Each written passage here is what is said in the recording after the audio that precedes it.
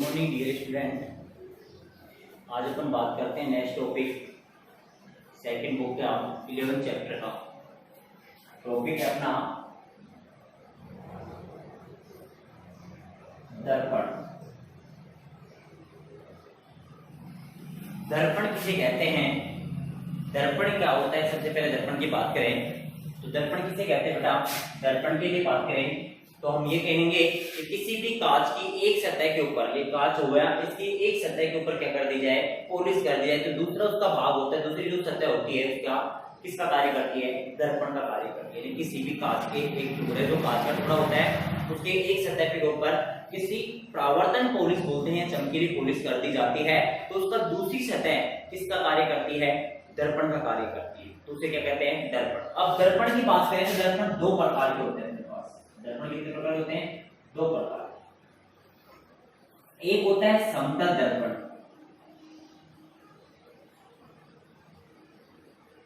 समतल दर्पण। दूसरा होता है बेटा गोलीय दर्पण। एक समतल दर्पण होता है और एक होता है अपने पास गोलीय दर्पण।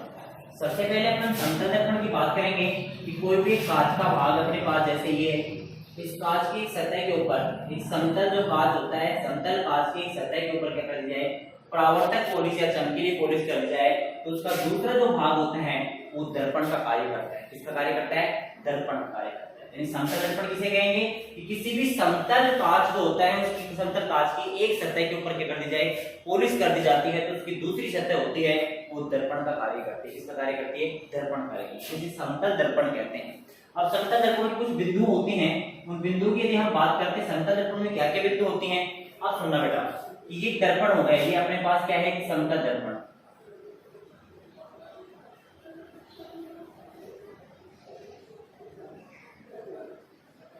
क्या अपने पास एक समतल दर्पण। इस समतल दर्पण के सामने भी कोई वस्तु रखी हुई है, मान लो यहां कोई वस्तु रखी हुई है अपने पास,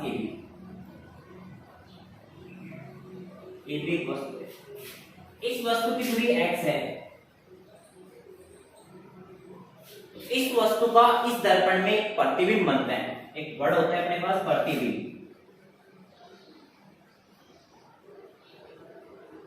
प्रतिबिंब यानी इस वस्तु का इस दर्पण के अंदर क्या बनता है, प्रतिबिंब बनता है। अब प्रतिबिंब किसे कहते हैं? सबसे पहले प्रतिबिंब की बात करें तो प्रतिबिंब कहते हैं कि जो प्रकाश की आपतित किरण होती है और एक क्या होती है, परावर्तित किरण।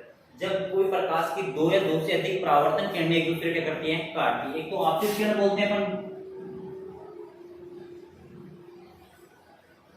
एक परावर्तक किरण होती है, परावर्तन किरण। जब प्रकाश की परावर्तित किरण या परावर्तन किरण एक दूसरे दो या दो से अधिक परावर्तन किरणें काटते हैं, तो वहां उसका वस्तु क्या बनता है, प्रतिबिंब बनता है। अब इसमें जो वस्तु का प्रतिबिंब बनेगा, अपने पास प्रतिबिंब की बात कर रहे हैं अपन कि जैसे वस्तु की दूरी x है, तो इसके अंदर एक प्रतिबिंब बनता है, इसका AB का प्रतिबिंब होगा अपने पास, AX BX, ये बन गया इसका।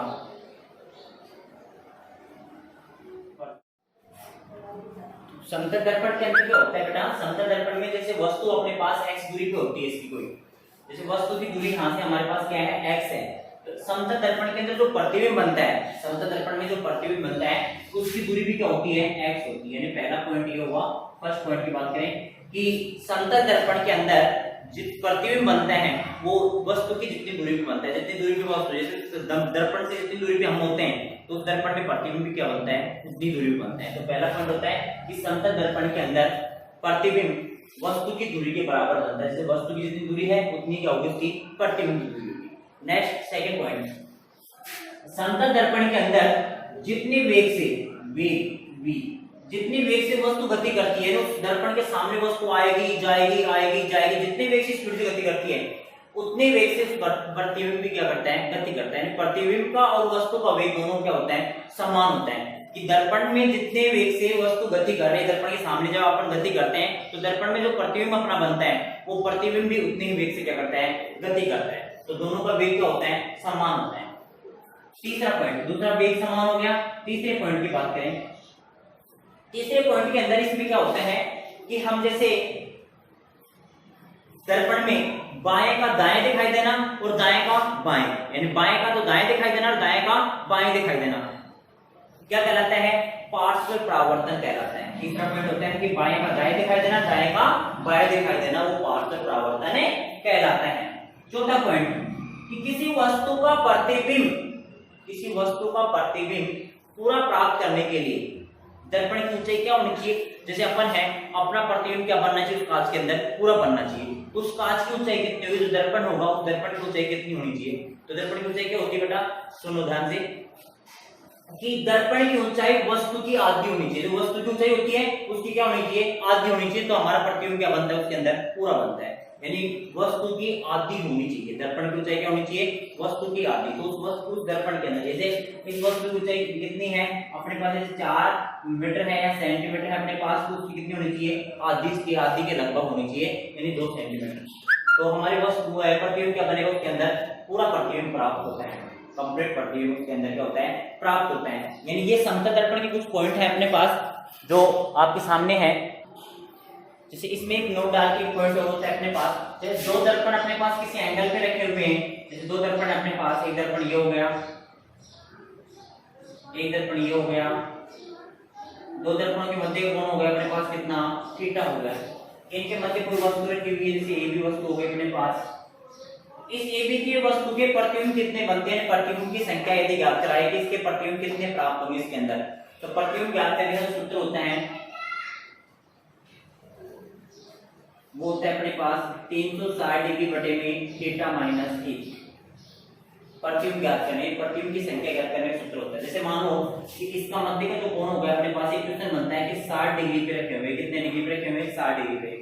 इस वस्तु ए बी जो होती है, जिस नाई की दुकान में देखते हैं अपन, नाई की दुकान में आगे कुछ कांच लगे होते हैं, और कांच में यदि हम देखते हैं दुकान में यदि अंदर बैठते हैं तो हमारी तस्वीर का उस दुकान के जो सामान होता है काफी दुकानों के अंदर दिखाई देता है, काफी दुकान दिखाई देती है, मैंने दिखा देती है, क्यों? आमने सामने कांच होते हैं, तो उसके अंदर प्रतिबिंब खूब बन रहे हैं। तो प्रतिबिंबों की संख्या ज्ञात करने का सूत्र होता है कि कितने प्रतिबिंब बनेंगे। तो पहले सबसे पहले तो जो दोनों दर्पण किस एंगल पे होंगे, कितने डिग्री पे होते हैं दर्पण। तो हमारे पास दर्पण कितने डिग्री पे दिए हुए? 60 डिग्री पे दिए हुए। एक भी क्या होगी? इसकी वस्तु होगी। अब एक भी वस्तु के प्रतिबिंब कितने प्राप्त होंगे, यानी एक भी वस्तु के प्रतिबिंब हमें कितने प्राप्त होंगे, तो हमें सूत्र होता है 360 डिग्री बटे में थीटा माइनस 1। जैसे ये 60 डिग्री का कोण हो गया अपने पास, तो हम इसका रख सकते हैं कि इसमें एक भी वस्तु के कितने प्रतिबिंब बनेंगे? 360 डिग्री बटे में 60 माइनस 1 0, कितने हो गए? 36, 6 बढ़ गया, माइनस 1 बराबर कितने बचे बेटा? 5। यानी इस ए बी वस्तु के इस एंगल पे 60 डिग्री पे दो दर्पणों को 60, एक दर्पण ये हुआ और एक दर्पण ये हुआ, दोनों के 60 डिग्री एंगल पे रख दिया जाए और इनके अंदर यदि कोई वस्तु को देखा जाए तो उसके प्रतिबिंब कितने बनते हैं? 5 प्रतिबिंब हमें प्राप्त होते हैं। कितने प्रतिबिंब प्राप्त होते हैं? 5 प्रतिबिंब। और भी होता है बेटा, जैसे मान लो कि 90 डिग्री पे रख दिया जाए दोनों को, एक दर्पण ये हो गया आपके पास,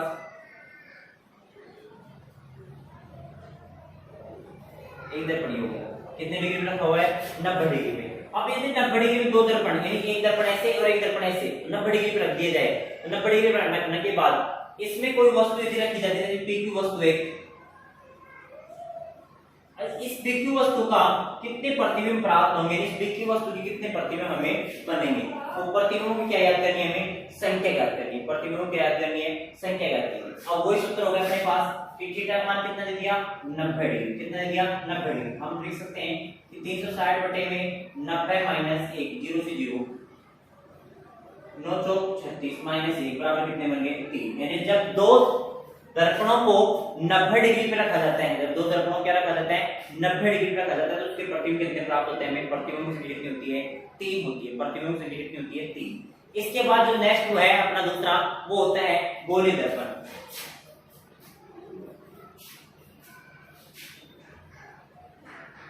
अब गोलीय दर्पण किसे कहते हैं और गोलीय दर्पण क्या होता है, इसकी बात करें अपन। तो गोलीय दर्पण बेटा कि किसी भी खोखले गोले के काट कटा हुआ जो भाग होता है उसके किसी एक भाग पर क्या कर दिया जाए? कोई खोखला गोला है अपने पास, जैसे गोलीय दर्पण की बात करें, एक खोखला गोला है, इसको काट दिया जाए और इसके कटे हुए एक भाग पर क्या कर दी जाती है?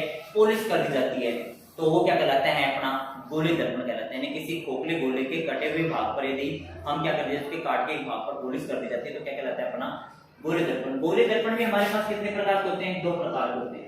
गोलीय दर्पण भी हमारे पास कितने प्रकार के होते हैं? 2 प्रकार। एक होता है अवतल दर्पण, एक होता है अपने पास उत्तल दर्पण। गोले दर्पण दो प्रकार के होते हैं, अवतल दर्पण होता है और उत्तल दर्पण। सबसे पहले अपन गोले दर्पण की बात करें कि गोले दर्पण किसे कहते हैं। किसी भी कांच के गोले के अर्ध कटा हुआ जो भाग होता है उसके ऊपर पॉलिश कर दी जाती है, या किसी भी कांच के गोले का जो भाग होता है उसमें पॉलिश, एक भाग पर पॉलिश कर दी जाती है, दूसरा भाग क्या कहलाता है अपना। पॉलिश कौन सी होती है, चमकीली पॉलिश होती है या परावर्तक पॉलिश भी हम उसे कह सकते हैं। उसका दूसरा भाग किसका कार्य करता है, दर्पणकारी। गोले दर्पण दो प्रकार के होते हैं। गोले दर्पण कितने प्रकार होते हैं, दो प्रकार के। कौन कौन से होते हैं, अवतल दर्पण होता है और दूसरा कौन सा होता है, उत्तल दर्पण। अब अवतल दर्पण की यदि बात करते हैं, अवतल दर्पण क्या होता है, अवतल दर्पण की फर्स्ट पॉइंट पे बात करते हैं तो ये एक अर्ध गोले का भाग होगा अपने पास।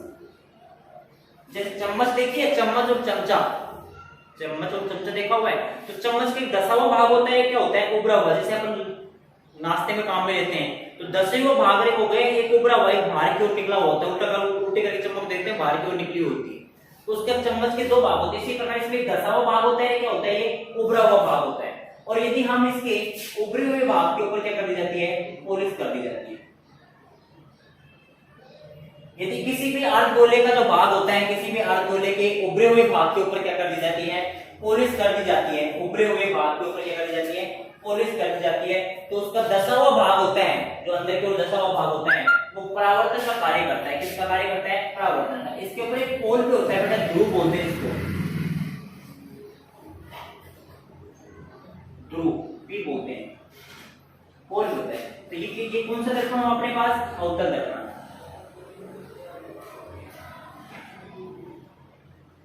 कौन दर्पण हुआ, अवतल दर्पण। यदि अवतल दर्पण की ये तो थी, इसके अंदर एक मुख्य स्रोत, अभी आगे बताएंगे, सभी मेरे पास आए।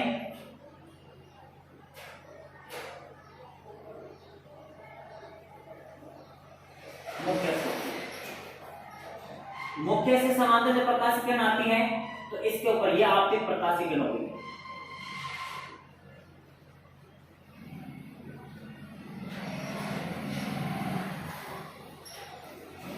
आप इस प्रकाश किरण जब इसके ऊपर टकराती है, जैसे बिंदु एम है, एम बिंदु पे टकराती है, टकराने के बाद ये परावर्तन हो जाती है, ये इसकी परावर्तित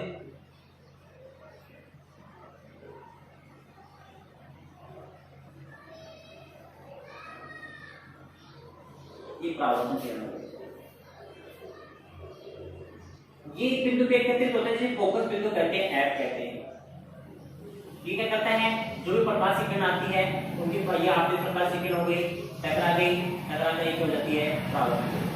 ये एक बिंदु पर एकत्रित करता है। अब समझ में बात मेरी सारी ध्यान से एक बार कि अवतल दर्पण में क्या होता है, अवतल दर्पण में होता है कि एक अर्धगोले का कटा हुआ भाग होता है, अर्धगोले के कटे हुए भाग के उभरे हुए भाग जो बाहर की ओर होता है, उभरे हुए भाग पर यदि परावर्तक पॉलिश या चमकीली पॉलिश कर दी जाती है, उभरा हुआ भाग यानी बाहर की ओर, चम्मच होती है, चम्मच के बाहर के भाग पर क्या कर दी जाए, पॉलिश। और चम्मच के अंदर की तरफ से, जो नाश्ते के काम में रहते हैं, उसके अंदर की तरफ से यदि अपना चेहरा देखते हैं अपन, तो वो हमारा कौन सा दर्पण बनता है, अवतल दर्पण बनता है। क्या बनता है वो, अवतल दर्पण। यानी उभरे हुए भाग पर पॉलिश कर दी जाए, उसका दसा हुआ भाग किसका कार्य करता है, परावर्तन का कार्य करता है, परावर्तन का कार्य करता है। यानी क्या कहलाता है बताओ, दर्पण कहलाता है। क्या कहलाता है, दर्पण कहलाता है। कौन सा दर्पण, अवतल दर्पण कहलाता है।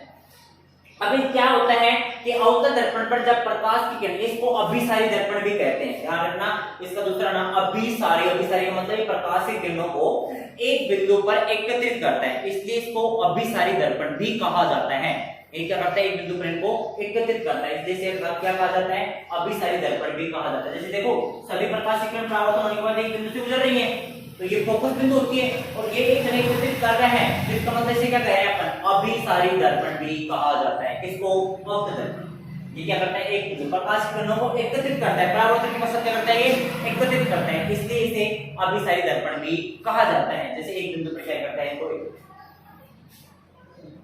एक सरल जो फोकस बिंदु होता है, अवतल दर्पण में जो फोकस बिंदु होता है, दर्पण के सामने प्राप्त होता है, दर्पण क्या होता है, सामने प्राप्त होता है। तो ये हो गई अपनी अवतल दर्पण की बात। इसके बाद जो दूसरा होता है अपना पास, उत्तल दर्पण होता है। उत्तल दर्पण क्या होता है बेटा, कि अब हम चम्मच को उल्टा कर ले,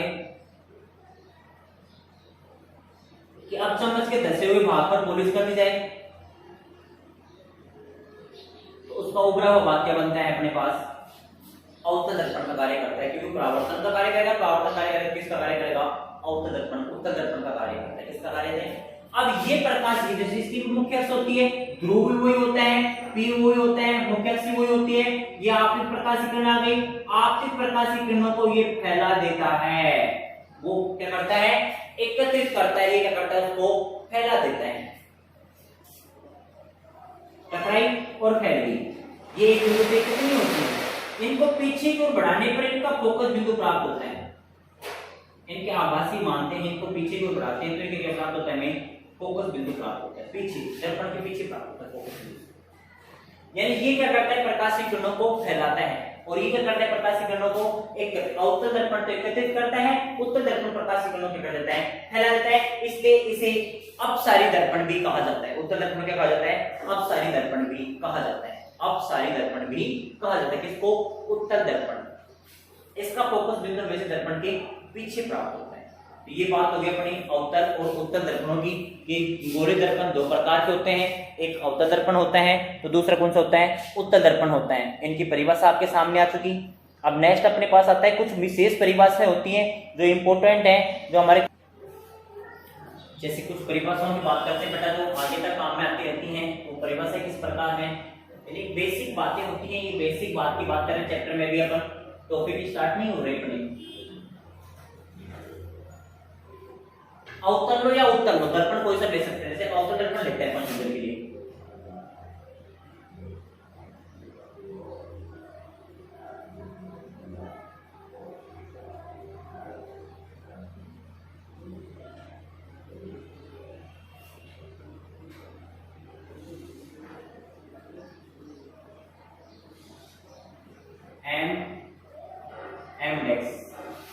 ये इसका अब परिभाषा सुनते जाना फटाफट। अपने पास पॉइंट है, फर्स्ट पॉइंट ध्रुव होता है, सेकंड पॉइंट वक्रता केंद्र होती है, तीसरा पॉइंट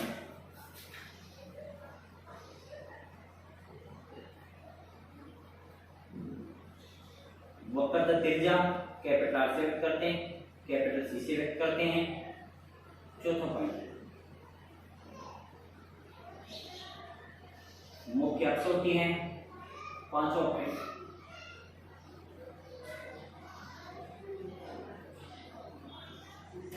फोकस बिंदु होती है, छठा पॉइंट फोकस दूरी होती है। फोकस बिंदु को कैपिटल एक्स से व्यक्त करते हैं, इसको ये कुछ पॉइंट आपके सामने हैं, इनकी परिभाषाओं की बात करते हैं अपन। जैसे सबसे पहले ध्रुव की बात करें तो परिभाषा सुनते जाना और चित्र भी समझते जाना कि किसी भी दर्पण के मध्य में स्थित, किसी दर्पण के मध्य में स्थित बिंदु को ध्रुव कहते हैं। जो ये मध्य में होती है इस बिंदु क्या कहते हैं, ध्रुव कहते हैं। किसी भी दर्पण के मध्य में स्थित बिंदु को ध्रुव कहते हैं। यदि दर्पण को एक गोले का भाग माना जाए, थोड़ी देर ये देखो बेटा, इसको एक बार बनाता हूं आज तक। ये गोला है, ये भी एक गोला है, गोला कटा हुआ भाग है, ये गोले के एक भाग होगा अर्ध अपने पास कटा हुआ, जैसे ये करते हैं अपने पास। इसका सेंटर तो ये रहेगा ना, तो किसी भी इसको एक भाग माना जाए, इसके बाहर जो पूरे करने की इसका कार्य कर रहा है वो और तो दर्पण कार्य कर रहा है, इसका भी एक सेंटर पॉइंट होता है। यदि हम उस दर्पण को, जो दर्पण होता है उसको एक गोले का भाग माना जाए तो उस गोले के भाग के जो केंद्र बिंदु होती है उसे वक्रता केंद्र कहते हैं, इसे वक्रता केंद्र कहते हैं।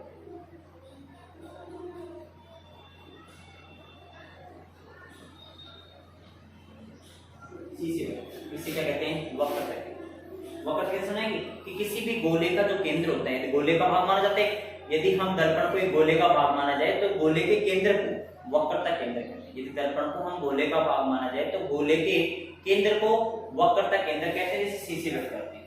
वक्रता केंद्र और मुख्य अक्ष से गुजरने वाली रेखा, तो वक्रता केंद्र ध्रुव और वक्रता केंद्र से गुजरने वाली रेखा एक सरल रेखा होती है। ध्रुव से और वक्रता केंद्र से गुजरती एक सरल रेखा जो क्या कहलाती है, आपकी मुख्य अक्ष कहलाती है। मुख्य अक्ष ध्रुव और वक्रता केंद्र से गुजरने वाली रेखा क्या कहलाती है, मुख्य अक्ष कहलाती है। सी हो गया अपने पास वक्रता केंद्र और ध्रुव के बीच की दूरी, जैसे बेटा ये गोला हो गया तो गोले की परिधि के बीच की दूरी क्या कहलाती है? हमेशा त्रिज्या कहलाती है। जो एक गोले के अंदर सभी त्रिज्या मान क्या होता है? समान होता है। ये क्या कहलाएगी? त्रिज्या कहलाएगी। तो ये यहां से यहां तक होती है दूरी, ये वक्रता त्रिज्या कहलाती है।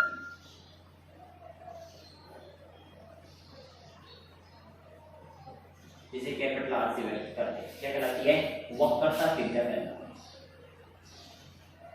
जिसे किससे व्यक्त करते हैं? कैपिटल आर से व्यक्त करते हैं। अब इसके बाद हमारे पास ध्रुव हो गए। ध्रुव किसे कहते हैं? दर्पण पर मध्य में स्थित बिंदु ध्रुव कहते हैं। वक्रता केंद्र किसे कहते हैं? दर्पण को एक गोले का भाग माना जाए तो गोले के केंद्र बिंदु को वक्रता केंद्र कहते हैं। वक्रता केंद्र व ध्रुव के बीच की जो दूरी होती है उसे वक्रता त्रिज्या कहते हैं। ध्रुव और वक्रता केंद्र से गुजरने वाली एक सरल रेखा को मुख्य अक्ष कहते हैं। फोकस बिंदु या फोकस दूरी किसे कहते हैं? सुनना बेटा, मुख्य अक्ष के समांतर आने वाली प्रकाश की आपतित किरण, मुख्य अक्ष के समांतर आने वाली प्रकाश की आपतित किरण, ये प्रकाश की किरण है आपतित।